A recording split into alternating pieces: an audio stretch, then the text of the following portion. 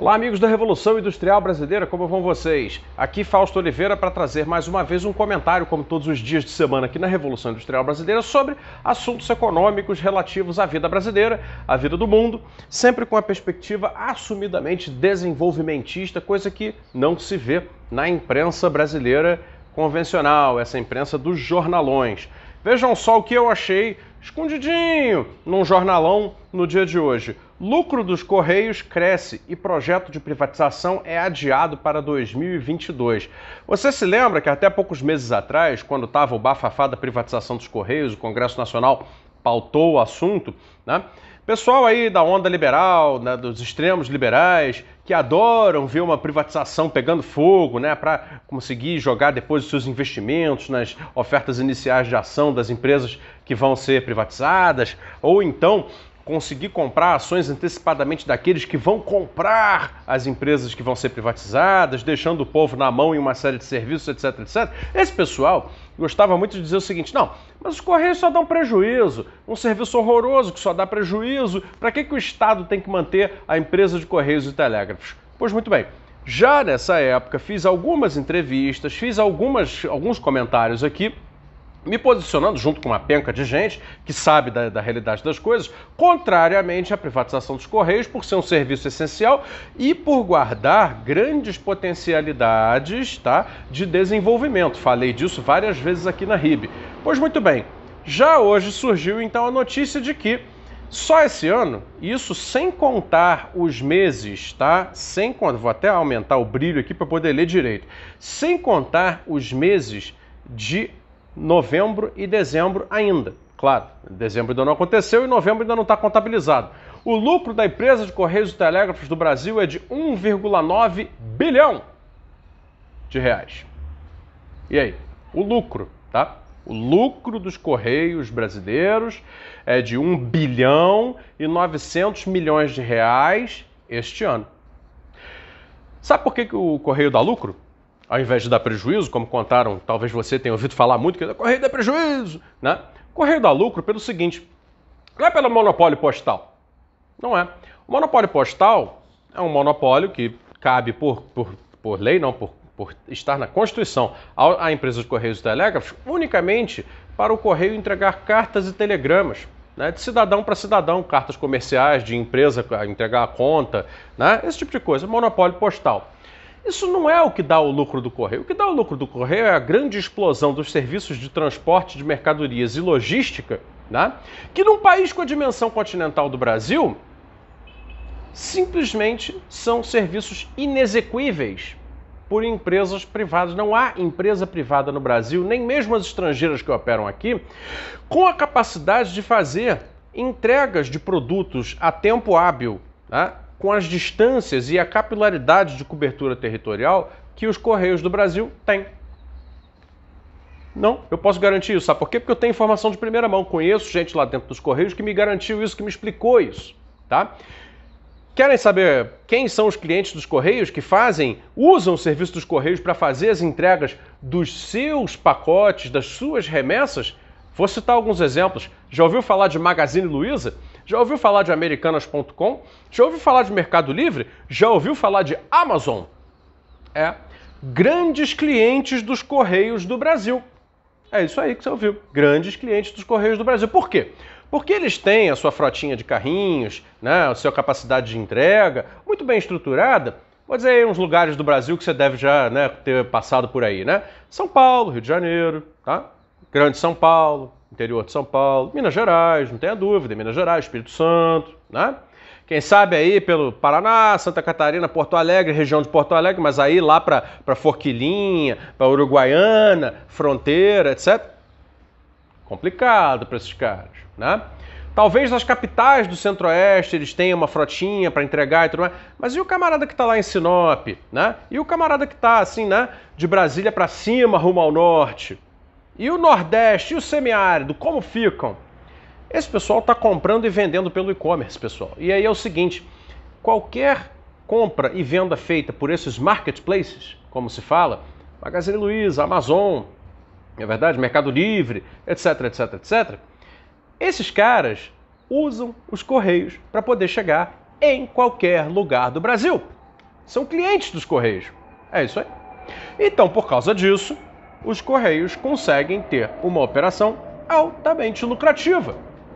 E, portanto, ajudam a financiar o Estado com os dividendos, na verdade, porque o Estado é proprietário da empresa, é uma empresa altamente lucrativa, portanto o Estado tem direito a recolher dividendos dessa empresa e recolhe, né? E a empresa, né, mantém como empresa pública que tem, né, mantém a sua estrutura, né, de pagamento de funcionários, né, de negócios privados e negócios públicos, etc, etc, etc. Os Correios são um patrimônio nacional necessário ao desenvolvimento do país. E isso eu quero, inclusive, mostrar um negócio que quando eu estava falando muito de Correios, o pessoal lá da ADCAP, que é a Associação dos Funcionários dos Serviços Postais, dos Correios, me mandaram, o pessoal lá me mandou esse livro aqui, ó, que eu vou mostrar para vocês aqui, ó. Correios, Logística e Usos do Território Brasileiro. Tá? É um livro muito bacana que eu recomendo que você procure e dê uma estudada se você tem interesse nesses assuntos de logística, nesses assuntos de empresas públicas. Né? Manter os Correios sob a propriedade da União, sob a propriedade do governo federal, é fundamental. Por quê?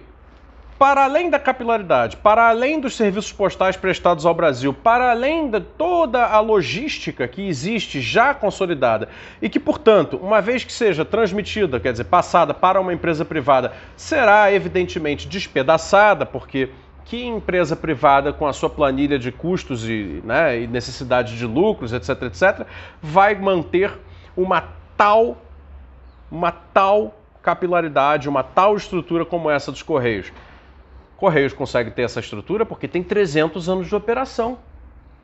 Tendo 300 anos de operação e sendo empresa pública, podendo fazer investimentos, podendo gastar naquilo que precisa gastar, ele conseguiu ter a capilaridade que tem. Chega em qualquer lugar do país, como fica explicado nesse livro que está aqui. Agora, nenhuma empresa privada, mesmo que herde, né, que compre toda essa estrutura custa dinheiro para se manter. E não é porque o Correio dá lucro com a estrutura atual que a empresa compradora dará o mesmo lucro. Ao contrário. Por quê? Porque as necessidades, né, econômicas dos Correios são também muito grandes. E as necessidades econômicas que as empresas privadas estão dispostas a bancar não são nada grandes. Nunca. Como vocês certamente sabem.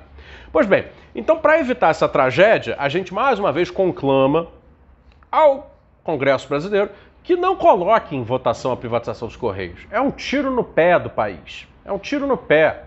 O Estado vai se desfazer de uma empresa altamente lucrativa em nome da incerteza mais profunda, que, no fundo, abala todo o cenário aí, que está ainda alguma coisa, né, de útil para o Brasil, que é esse cenário do e-commerce, que ainda salva a vida aí de algumas famílias, né, de classe média baixa, não é verdade? Que usam esse negócio de e-commerce para poder ganhar a sua vida, já que, né, não tem mais empregabilidade fácil no Brasil, correto? Agora, a outra coisa que eu queria chamar a atenção é repetir o argumento que eu trouxe das outras vezes em que discuti assunto de Correios no Brasil. O Brasil tem dimensão continental.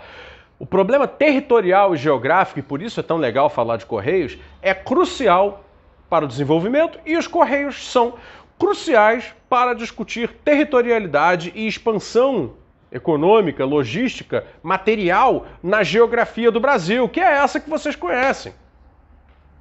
E o que tem guardado nessa chave de discussão que é promissor para o desenvolvimento do Brasil?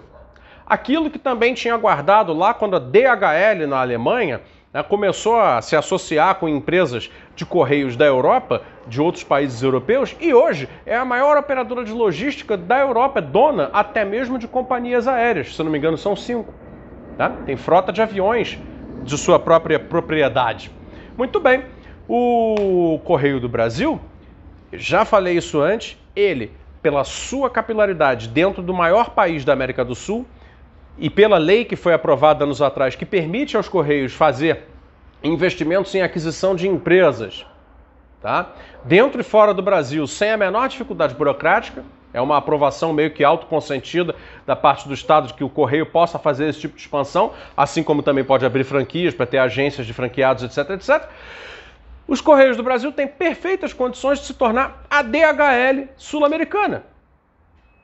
E se os Correios do Brasil, virando a DHL sul-americana, comprando empresas de logística na Argentina, no Peru, no Paraguai, no Chile, no Uruguai, na Colômbia, etc., quem sabe até no México, não consegue se capitalizar para fazer o quê? Uma frota própria de aviões, que tal? E se os Correios do Brasil virassem um grande cliente da Embraer? Já pensou que bacana? É através desse tipo de raciocínio, através desse tipo de laço socioeconômico, geográfico, territorial, dessa cabeça que precisa pensar além daquilo que está evidente, é que se começam a perceber as perspectivas de reindustrialização, ou como eu gosto de dizer, de neo-industrialização do Brasil.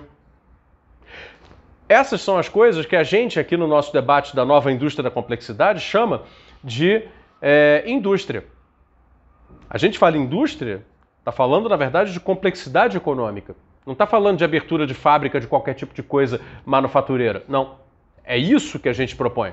Desenvolvimento econômico baseado em cadeias complexas, em atividades de escala, né? A atividade de logística e transporte de mercadorias, etc., ela pode muito bem escalar no Brasil através da manutenção do correio público, através da sua associação com a Embraer, virando uma grande empresa de logística internacional sul-americana e depois para mais.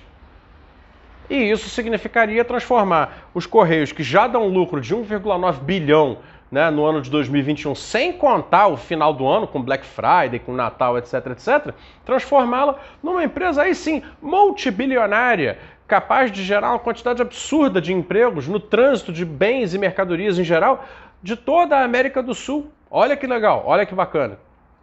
É por isso que eu gosto de falar de indústria, são essas as reflexões.